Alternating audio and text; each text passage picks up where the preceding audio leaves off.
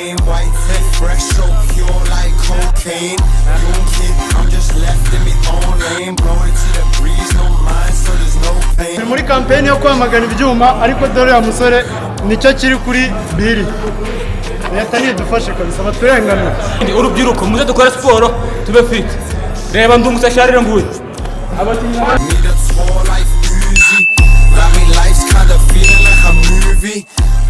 What's up, guys? It's your boy Pottery, and here today with my team, and we're trying to... Well, hello boys and girls, man, I just woke up, but we're going for a football match, even though I can't play football because I don't know, something is wrong with how God configured my legs, but I'm just gotta be there, let's get prepared, and then go.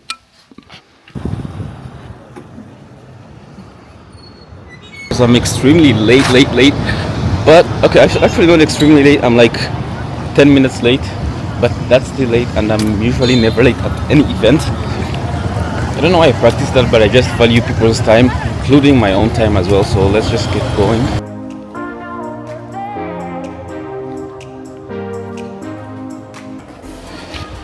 In this economy, do you realize how hard it is to get rich? Like going crazy is way easier than getting rich. Man, I feel so fat. I don't know if I feel so fat. I don't know if I will be able to run. Let's go.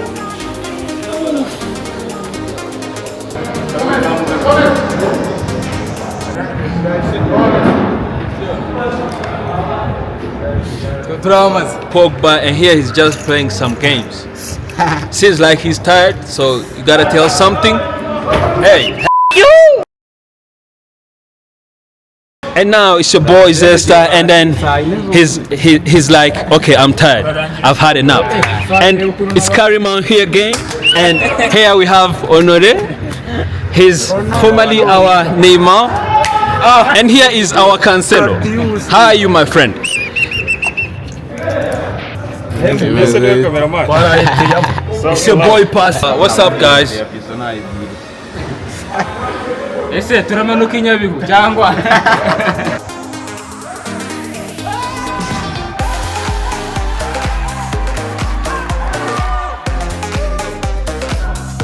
Uriyumva gute nyuma yo gutsinda igitego? Messi.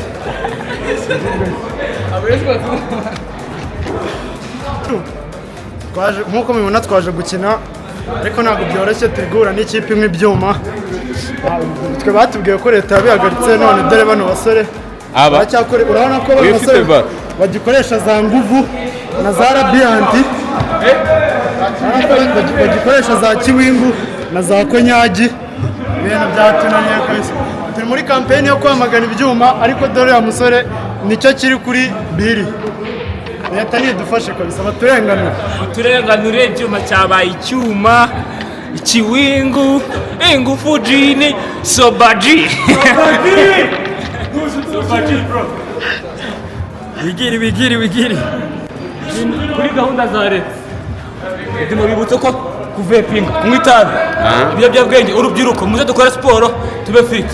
Reba ndungutse sharire nguye abakinnyi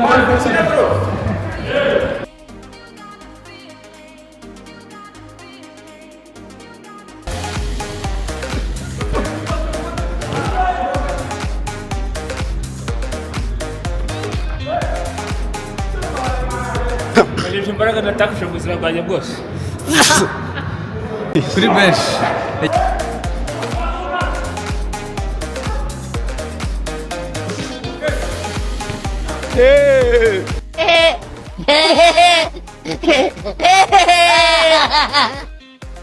bifashe kuri video bro.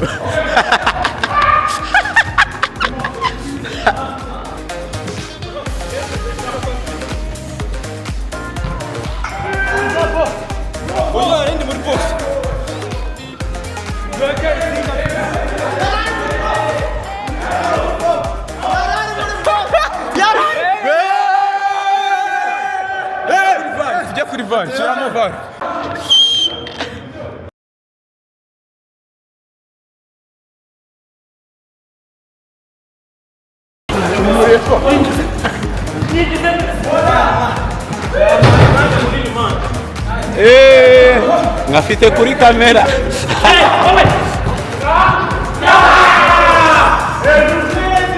Darwin Nunez ndagasa.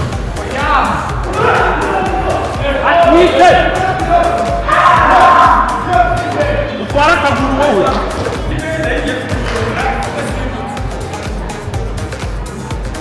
Yeah, Vic.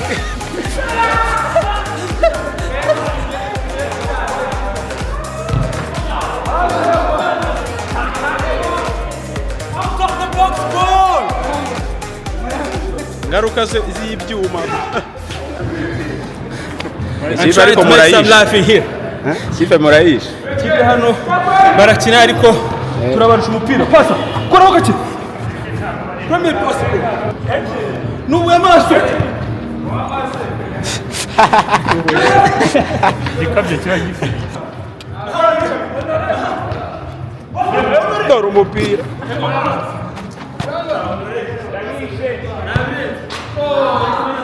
Oya none kwitsindira hanze ya box birimo. Poto. Ni hanze box. Kuvuga ngo hano buri muntu ari gukora itegeko rishasha agahita rishyira. Abashyiraho itegeko. Ninkora ku mupira bari igitego. Aywa. Ninkora ku mupira ni igitego. Ko nta nkweto wambaye. Nta nkweto wambaye. Ni ibyuma ni ukubera ibyuma. Nanjye zirimo ibyuma. Aïe. Ah, le président de le public dit that I declare that anyone who win in this game I will kill them. A few moments later. Ouais, passe Yoko, Zana. Aya. Lamine Yamal.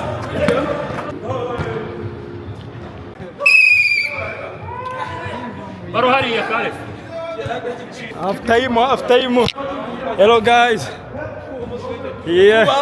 Captain, gira icyo bivugaho. We are having a fun time.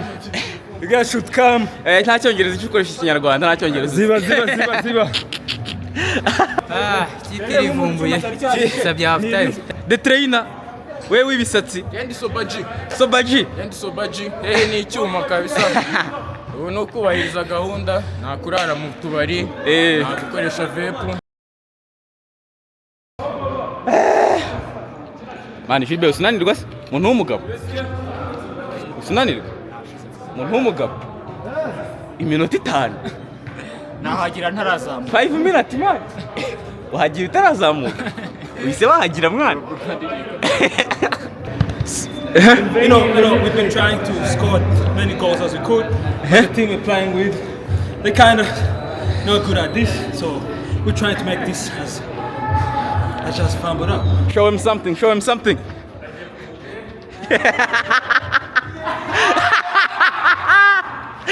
Yeah! Bigui! Bands make her dance. Bands make her dance. Yay!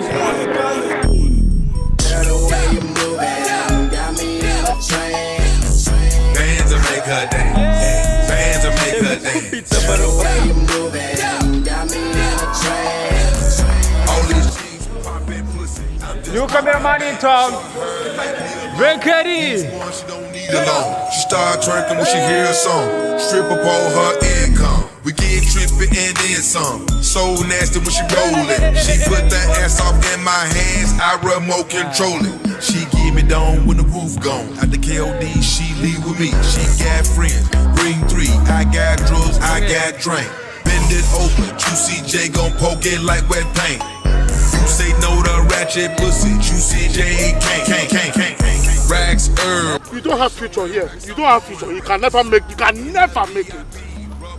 You're supposed to be a dinner man, serving dinner to the students in the secondary school. Because you cannot do basic 1+1. You are here breathing heavy like a dog. All these cheeks popping. I'm just popping bang.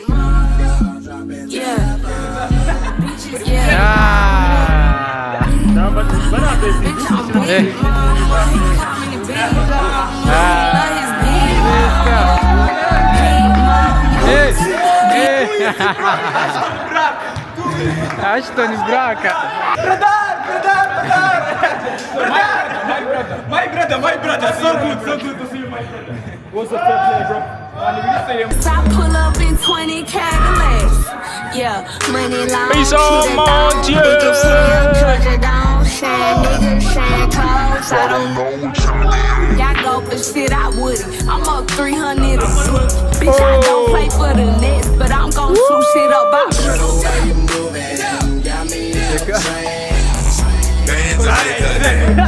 Bands will make her dance. Batangaza ishyaka nzarangira mwishe umusore Bang, bang. What the heck?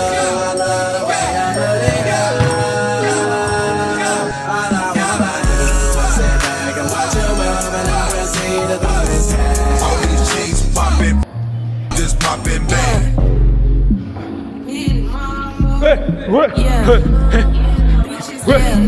I'm just popping bang. I'm just popping bang. I'm just popping bang. Wabonye shuti sha.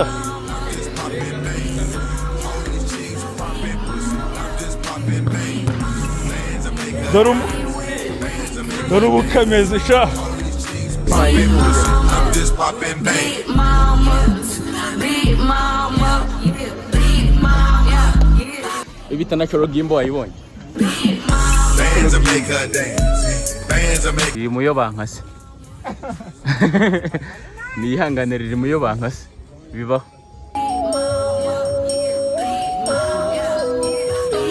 And they do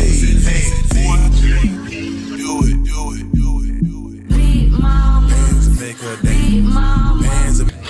Pulling up for the second event where we're going to do some pottery, so let's get going. Kaji. Bands will make her dance. Bands will make her dance. When charge goes up, we can buy. Then you wait. Wait, it goes down, we can sell.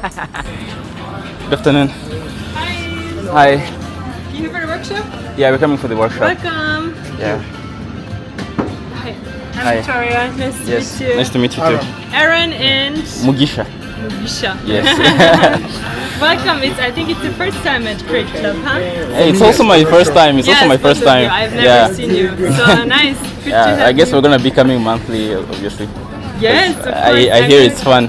Yeah, so I think in the past maybe the workshops were a little bit more female. Okay. With like There were more female in I the know. workshop. No, I mean Yeah. like in the first workshop we did pearls. Yeah. So naturally, I think Females are females more like to like do pearls the and jewelry, stuff. the Yeah. earrings and stuff. And last time we did painting. Yeah. We painted a plant pot, and but this time we have like I think almost 50-50 guys. Oh, okay. Yeah. That's So, nice. Yes. So Let's I find think somewhere to you sit. can sit here.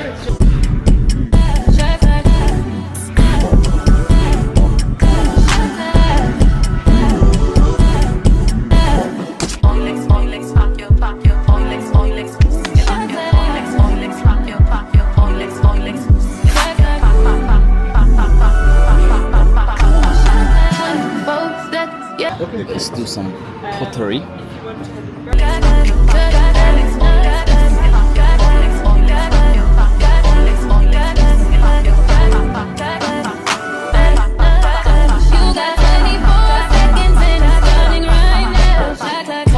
Can you play that again?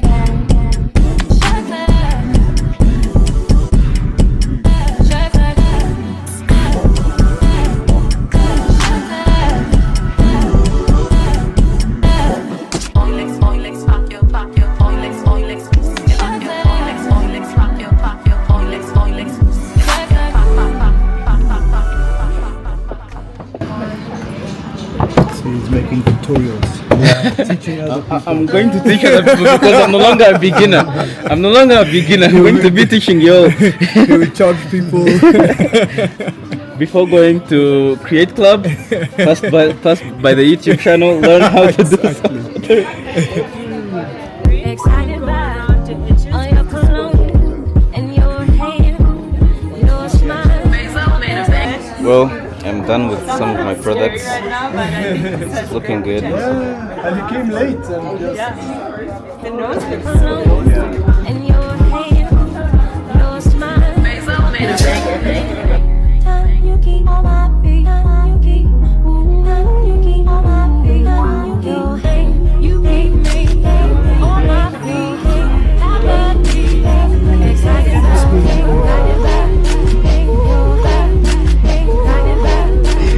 So when's the next one? Next trade club is at the end of September. I Okay. don't know yet when exact The date, dates? but Okay. you will find out on Instagram. All right, thank you. So follow them. Create Club Kigali. Create Club. Trade Club Kigali. All right. Create Follow Club Kigali Trade Club on Kigali Instagram. to don't miss any further events. Okay. Right, boys, you heard her. Create Club Kigali is the next deal. Either way, the place has paddle as well. Okay, so I forgot to record a proper outro for the video, but yeah, that was the end. I probably took like another 2k payout at the like a few days after that, and bro, I've been like way too focused with trading, and I haven't been vlogging that much, so pardon me if you don't see many vlogs. It's because I've been, you know, extra locked in with trading, because that's my primary thing. Like vlogging comes next, so yeah, I'm gonna be putting out more trading content as well, but the vlogs might also come occasionally, so keep watching them. And if you reached here, man, you are a real one. See you in the next vlog or trading video. Peace.